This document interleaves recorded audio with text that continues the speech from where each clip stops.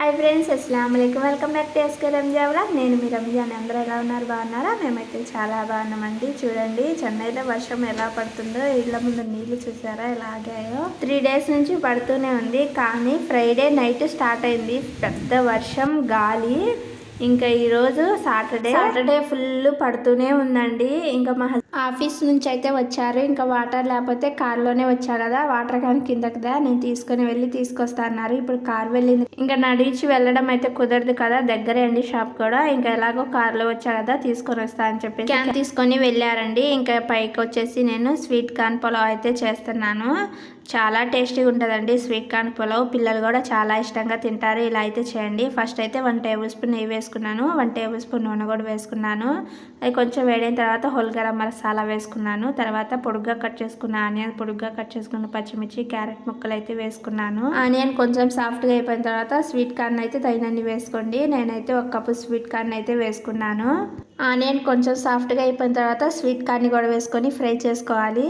Sweet corn కొంచెం fry అయిపోయిన తర్వాత అల్లం వెల్లుల్లి పేస్ట్ వేసుకొని పచ్చివాసన పోయేంత వరకు ఫ్రై చేసుకోవాలి. ఆ తర్వాత కొత్తిమీర, పుదీనా అయితే గుప్పెడు అయితే వేసుకున్నా అండి. ఈ కొత్తిమీర, పుదీనా కూడా బాగా ఫ్రై చేసుకోవాలి. ఇలా మసాలాలన్నీ ఫ్రై అయిపోయిన తర్వాత ఇందులోకి ముందుగా నానబెట్టుకున్న నార్మల్ రైస్ అయితే వేసుకుంటున్నాను. మీకు కావాలి అనుకుంటే బాస్మతి రైస్ అయితే వేసుకోవచ్చు. పులావ్ అనేది మంచిగా పొడి పొడిగా రావాలంటే 1 గంట ఖచ్చితంగా బాస్మతి బియ్యం కానివ్వండి, నార్మల్ బియ్యం కానివ్వండి నానబెట్టుకోండి. అప్పుడే పొడి పొడిగా చాలా బాగా వచ్చింది రైస్ అనేది.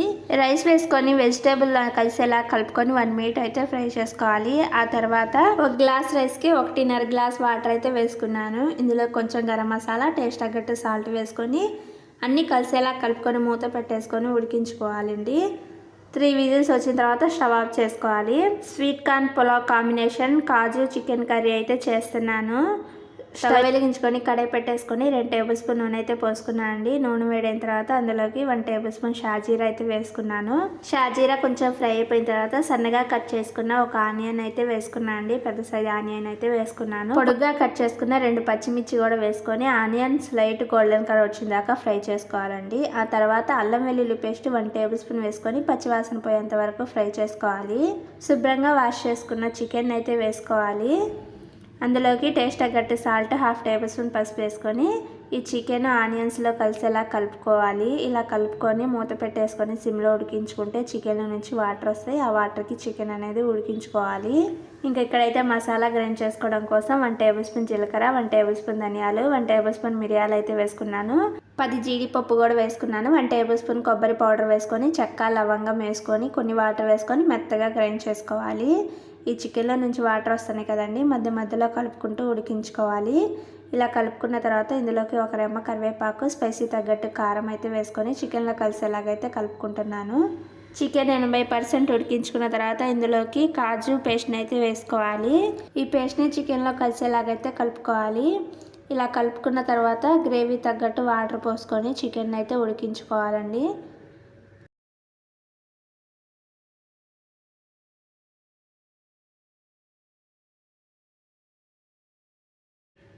అలా చికెన్ ఉడుకుతున్నప్పుడు సన్నగా కట్ చేసుకున్న కొత్తిమీర, కొంచెం కసూరి మేతి అయితే వేసుకున్నాను. కొంచెం గరం మసాలా కూడా వేసుకున్నానండి. కావాలనుకుంటే వేసుకోండి, లేకపోతే స్కిప్ చేసుకోవచ్చు. ఇలా చికెన్లో కలిసేలా కలుపుకొని మూత పెట్టేసుకొని 2 నిమిషాలు ఉడికించుకొని స్టవ్ ఆఫ్ చేసుకుంటే కాజు చికెన్ కర్రీ అయితే రెడీ అయిపోయిందండి.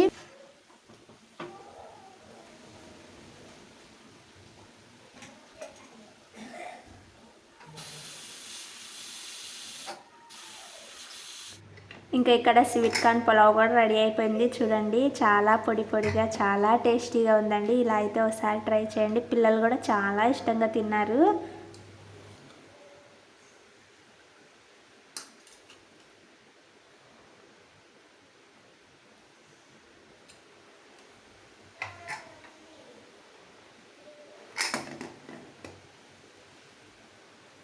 చికెన్ కర్రీ అయితే రెడీ అయిపోయింది. స్టవ్ అయితే ఆఫ్ చేసుకుందాం. స్టవ్ అయితే ఆఫ్ చేసుకున్నాను. వర్షం చూడండి అసలు ఎలా పడుతుందో, అబ్బా అసలు చూడండి ఎంత గట్టిగా పడుతుందో.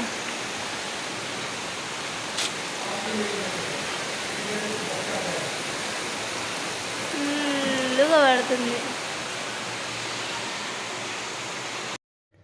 బయట క్లైమాక్ట్కి ఇంట్లో వేడివేడిగా స్వీట్ కార్న్ పులావు కాజు చికెన్ కర్రీ చేసుకొని తింటున్నామండి. అబ్బా టేస్ట్ అయితే చాలా బాగుంది. ఇంకా బయట నుంచి చల్లటి గాలి అయితే వస్తుంది. ఇంకా ఇంట్లో వేడివేడిగా తింటుంటే చాలా బాగుంది కదా. ఇలాంటప్పుడు ఇలాగ తినాలనిపిస్తూ ఉంటుంది కదండి. ఇలా క్లైమాక్ట్కి నేనైతే ఈరోజు ఇలాగైతే చేశాను.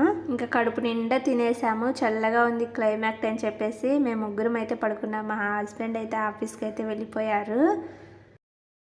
క్లైమాక్ట్ అయితే చల్లగా ఉంది కదా, ఫుల్గా పడుకున్నాము. ఇంకా ఇప్పుడే లేచి తలకాయలు అప్లై చేసుకొని జడ అయితే వేసుకున్నాను.